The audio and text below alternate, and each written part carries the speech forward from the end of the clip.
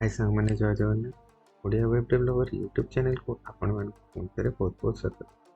Website designing and development CSS part 3 class रे हमें internal CSS को केमिति हमें इंक्लूड करि परिबा HTML पेज रे से विषय रे हमें जानिबा how to insert internal CSS in HTML page. तो बेसिकली हमें इंटरनल CSS यूज करू गोटे सिंगल HTML वेब पेज को डिजाइन करने।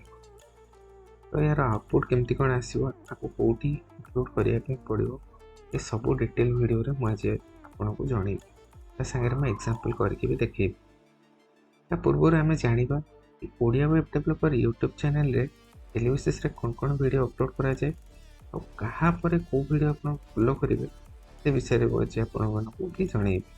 कहीं देखो जो जो मैंने नुआ वीडियो रे आसुचंती मैंने एक्जाक्टली जानी पाना को वीडियो फर्स्ट देखिए आउ कौन कौन वीडियो इधर अच्छी डेली बेसिस कौन वीडियो अपलोड करा जाए आपको ये विषय जानानी। तो जनवाई आपण मानक मोर यूट्यूब चैनल कौन कौन वीडियो अपलोड कर से विषय में डेली बेसिस जनाऊँगी भी जनइबी। तो देखा चलते Odia web developer YouTube channel कौन कौन वीडियो अपलोड करा जाए। तो सांग मैंने भाई भाई मैंने ये आप देखिपे Odia web developer YouTube channel playlist. तो प्रथम आप हेडर देखिपे सागे आपण मैंने सोशल मीडिया आइकन देखिपे। तो ये सोशल मीडिया आइकन को जाकि आपण मैंने सोशल मीडिया को आपण मैंने फॉलो करें और बहुत किसी इनफॉरमेशन से पाइपर। तो ये सब्सक्राइबर बटन अच्छी सब्सक्राइब बटन को क्लिक करके ऑल बटन को नोटिफाई करदेवे एमती जहाँ भी किसी मो वीडियो अपलोड करेंगे आप यूट्यूब अकाउंट में मो वीडियो नोटिफिकेशन आसो आपण मैंने देखिपर। तो सर्वप्रथम आप HTML को HTML ये आप देखिपे 125 वीडियोस अपलोड होती। तो मुझे देखी दूसरी प्लेलिस्ट। तो ये हूँ आपंकर HTML प्लेलिस्ट। देन आप HTML पर CSS को जी। तो ये आप देखिपे CSS प्लेलिस्ट। तो जदि आपण मैंने रोड मैप जानापी चाहूँगी को वीडियो अपलोड कर देखिए प्रथम HTML वीडियो फॉलो करेंगे देन CSS वीडियो फॉलो करेंगे तापर आपण आसीजे जावास्क्रिप्ट वीडियो को ये आपण मैंने वीडियो भी देखिपर। तो ये तो थिला आपणकर कंटेंट जहाँकि आपण basic web designing web development शिखिपारे। तो प्रथम आप HTML फॉलो करेंगे जहाँकि गोटे website structure then CSS cascading style से जहाँकि गोटे website designing part then JavaScript हूँ गोटे वेबसाइट फंक्शनल पार्ट। देन आपण मैंने आसीजे यदि बैकएंड शिखापी चाहते देन कोर PHP। तो ये आप देखिए कोर PHP 29 वीडियोस मैं अपलोड कर सारे। तो ये आप PHP फॉलो करेंगे ये हूँ बेसिक। यदि आप वेब डिजाइनिंग शिखापी चाहते भल से गोटे प्रोजेक्ट अच्छी फॉलो करेंगे जहाँकि गोटे रिज्यूम प्रोजेक्ट। ये रिज्यूम प्रोजेक्ट रे 12 नंबर वीडियो रे कंप्लीट सोर्स कोड अच्छी डाउनलोड करके प्रैक्टिस करेंगे। देन आप आसीजे ये जावास्क्रिप्ट बेसिक प्रोजेक्ट। ये आप ओनली जावास्क्रिप्ट रिलेटेड प्रोजेक्ट ही पाइबे जहाँ कि आम कंप्लीटली कंसंट्रेट करुचु देन फोकस करुचु जावास्क्रिप्ट ऊपर। जावास्क्रिप्ट जहाँ मुझे पढ़ेनी से विषय में आपको ये वीडियो जन बहुत किसी जिन शिखिपार जावास्क्रिप्ट रिलेटेड। तो ये तो थी आप बेसिक जब एडवांस शिखापी चाहूँगी देन आप आसजे NodeJS। NodeJS हूँ जावास्क्रिप्ट गोटे बैकएंड स्क्रिप्टिंग लैंग्वेज जहाँ कि आम जावास्क्रिप्ट को यूज करके NodeJS एनवायरनमेंट रे आम बैकएंड रिक्वेस्ट रेस्पॉन्स को आम हैंडल करें। देन ये आप देखिपारे React.js। React.js अच्छे फ्रंट एंड गोटे जावास्क्रिप्ट फ्रेमवर्क फ्रेमवर्क में लाइब्रेरी। तो React.js बहुत डिमांड अच्छी जहाँ कि आप only Odia web developer YouTube channel ही पाइबे। देन ये आप देखिपारे NextJs जहाँ कि React.js फ्रेमवर्क। तो मुझे 2टा वीडियो अपलोड कर जेहेतु टाइम होनी से वीडियो अपलोड कर पानी चेष्टा करी बहुत सारा वीडियो आगु नहीं आसिया तो ये Next.js भी बहुत भल डिमांड अच्छे आजिका डेट रे तो एक्सक्लूसिव वीडियो अच्छी तो आपण मैंने only Odia web developer YouTube channel रे ओडिया रे ये सब वीडियो पाइबे जहाँकि यार मार्केट वैल्यू आपन को 20 ରୁ 30,000 भितर आसीज तो आप Odia web developer YouTube channel free देखिपारे जो मैंने अच्छा बीटेक पढ़ुं आ वेब डिजाइनिंग वेब डेवलपमेंट शिखापी चाहते स्टार्टिंग रू ये वीडियो आपण बहुत बेनिफिट हम आ जो मैंने चाहते बीटेक सरी जॉब प्रिपेयर हाँपी चाहते फुल स्टैक डेवलपर हाँपी इंटरव्यू देवाई चाहते तो ये वीडियो भी बहुत माने बेनिफिट दबा आपण मानू ये बहुत सारा वीडियो अच्छी आपण मैंने देखिपारे जदि आपण मैंने फुल स्टैक डेवलपमेंट शिखापी चाहते वीडियो फॉलो करेंगे जहाँकि गोटे क्रड एप्लिकेशन MERN Stack वीडियो जहाँकि आम ए गोटे डेटा उपर मैनिपुलेशन काम कर जहाँकि आपको कहते क्रड एप्लिकेशन जदि आपण मैंने चाहते फुल स्टैक डेवलपर हाँपी तो आप डेटा उपर जमी जहाँ भी भी मैनिपुलेशन शिखा दरकार तो मैनिपुलेशन माने कौन ना आम गोटे डेटा को क्रिएट कर डेटा को रीड कर डेटा को अपडेट कर सागर डेटा ऊपर डिलीट भी कर ठीक अच्छे तो तार फुल फॉर्म हूँ क्रड क्रड रे आम डेटा उपर ये सब सेमती देखी पार्थ देन एम टेक्नोलोजी कौन कौन यूज कर जहाँकि मन फुल फॉर्म कौन ना एम रे हूँ आपंकर MongoDB ई एक्सप्रेस जहाँकि Node.js गोटे फ्रेमवर्क देन आर रे होची रिएक्ट एन रे होची नोड तो एथिरे बूटस्ट्रैप भी यूज करा जाए फ्रंट एंड पई देन एक्सजेएस भी यूज करा जाए डेटा रो स्टेट को मैनेज करबा पई तो ये तो थिला आपनकर माने प्रोजेक्ट रिलेटेड डिस्कशन जहाँ कि Odia web developer YouTube channel रे अच्छी आ डेली बेसिस रे अपडेट करा जाए तो चलंतु एबे हमर प्रेजेंटेशन को जीवा और सेठी हमें टॉपिक को आगू को नबा तो मुझे मोर प्रेजेंटेशन को आसी आज आम जाना इंसर्ट केमिति करि परिबा गोटे इंटरनल CSS को HTML पेज रे तो चलंतु वीडियो टू आगू को नबा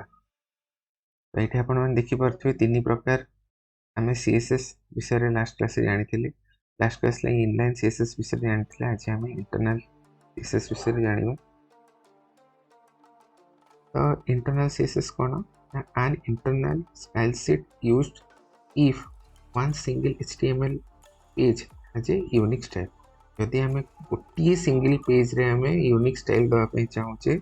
से केस रे आम इंटरनल CSS माने स्टाइल सेट को यूज करिबा an internal style is defined inside a style element inside the head section तो ये जो स्टाइल एलिमेंट को आम इंटरनल CSS रे यूज करि परिबा माने स्टाइल एलिमेंट भितर आम इंटरनल CSS को यूज करियो तो लास्ट क्लास रे आम देखी गोटे एलिमेंट माने लेट से हमर h1 टैग लेट से p टैग तो ता भितर आम टैग स्टार्टिंग रे आम कोन करथिले ना CSS को डिफाइन करथिले किंतु एबे आम स्टाइल टैग भितर CSS को आम डिफाइन करिबा केमिति आम डिफाइन करिबा ना हेड सेक्शन भितर डिफाइन करिबा तो देखिबा तो ये आपणकर होची गोटे माने एग्जांपल जहाँ कि डॉक टाइप HTML देछि HTML को क्लोज कर देछि देन हेड भितर स्टाइल को मु डिफाइन करछि स्टाइल टैग भितर ठीक अछि तो एबे चलंतु आमे ए जहाँ आम ये देखुचे ए कोड को आम एबे प्रैक्टिकल करके देखिबा सेति आम हमर लैपटॉप स्क्रीन को जीवा तो सांग मैंने भाई भौणी मैंने मुझे मोर लैपटॉप स्क्रीन को आसी तो ये देखिपे CSS फोल्डर ये मु फोल्डर गोटे क्रिएट कर दूची 27/12/2022 ये मु गोटे फाइल क्रिएट करुची फोल्डर ना देवी कौन इंटरनल CSS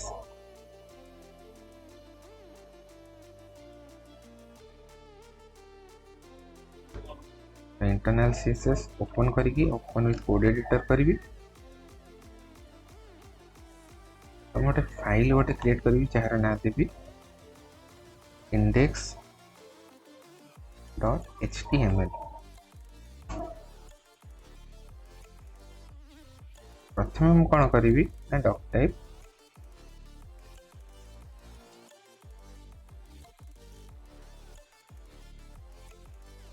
HTML लिखी देन HTML को स्टार्ट करी देन क्लोज कर देवी ये आपणकर हेड तो जो मैंने जानी ना तो तांको पई देन बॉडी हेड भीतर आपणकर आसीबो टाइटल टाइटल हम लिखी कौन इंटरनल CSS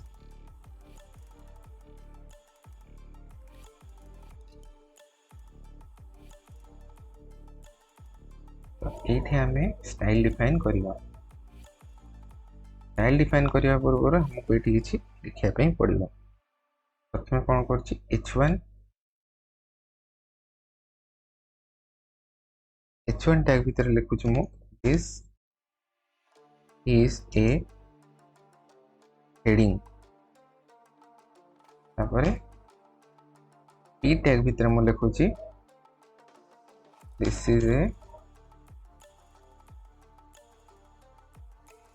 पैराग्राफ एबे मु कौन करी ए हेड टैग भीतर स्टाइल टैग को डिफाइन करी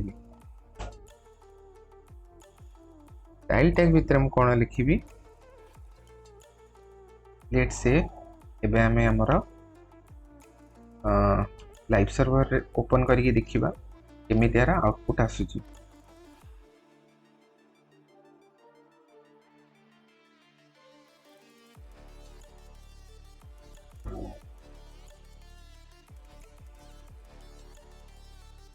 ये आपण मैंने देखि पारे किसी स्टाइल किसी ऐड है तो मु स्टाइल टैग भीतर कौन करी ये बॉडी रे कलर को चेंज करी तो मु लिखी कौन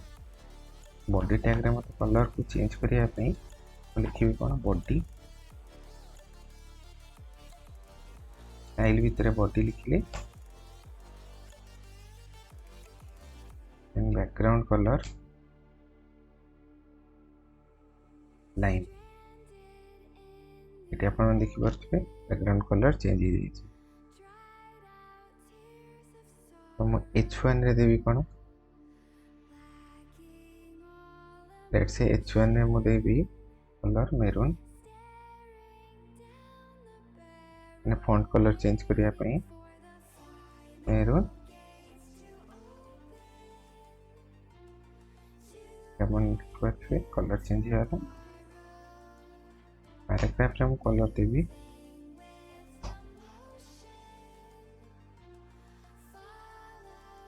ब्लू ये आप देखी पारे स्टाइल टैग भीतर मु पर्टिकुलर ये जो पेज को डिजाइन चेंज करने कौन कली स्टाइल टैग यूज करके कलर डिफाइन माने स्टाइल डिफाइन कली HTML पेज ठीक अच्छे होप आशा करछे आपण मानकु वीडियोटी बहुत इनफॉर्मेटिव लगी यदि आपण मानकु वीडियोटी इनफॉर्मेटिव लगी देन वीडियो रे गोटे लाइक देबे आपण मान जति बुझी परछंती एमिति हमें हेड टैग भीतर स्टाइल को डिफाइन करवा और एमिति हमें गोटे HTML पेज रे इंटरनल CSS यूज कर डिजाइन को चेंज करि पाए जदि आपण माने सिखि परछंती फिर मते बहुत खुशी लगे आपण मानकु जदि वीडियोटी बहुत इनफॉर्मेटिव लगी आपण माने लाइक कर देबे चैनल को सब्सक्राइब कर देबे पाखर बेल आइकन को नोटिफाई कर देबे काइंडली फ्रेंड्स रिलेटिव माने को शेयर करिवे जेमति कि से माने web designing web development free रे सिखि परिबे ठीक अछि आजर भिडियोटी को मुझे एंड कर नेक्स्ट क्लास देखा thank you so much thank you for watching have a nice day जय जगन्नाथ।